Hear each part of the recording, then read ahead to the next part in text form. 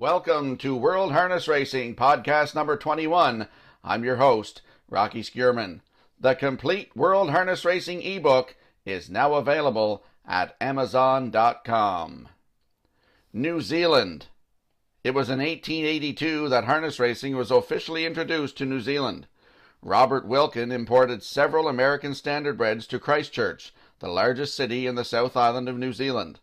The area, with its extensive plains, is ideal for racing and remains the hub of harness racing in New Zealand. At one time, harness racing was known as trotting, despite the majority of horses being pacers. The annual New Zealand Trotting Cup is the country's premier race and its most prestigious harness racing event. It is a standing start 2-mile event begun in 1904. Ironically, the Trotting Cup has not been contested by a trotter for many years. Addington Raceway was opened in 1899. Within a decade, harness racing superseded the well-established local thoroughbred track in popularity. Alexandra Park, which opened in 1890 in the country's largest city, Auckland, on the North Island, is the other major raceway in New Zealand. In 1903, harness racing in New Zealand changed dramatically. A race between New Zealand's champion pacer Ribbonwood and Australia's veteran champion trotter Fitz drew a huge crowd to Addington Raceway, and the image of the sport was forever changed.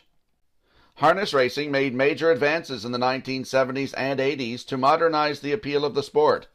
The two key advances made were mobile starts, even though standing starts still play a role in some local New Zealand racing, and nighttime racing, first introduced in 1958. Many of the innovations of the era were inspired by North American initiatives.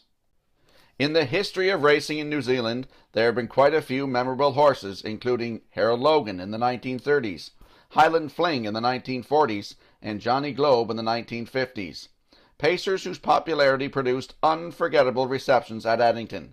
Cardigan Bay, the greatest of all, was a special hero of the 1960s.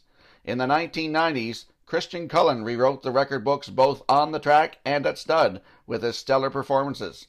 He later stood stud in the United States and was the first locally bred horse to do so. Let's grow harness racing together.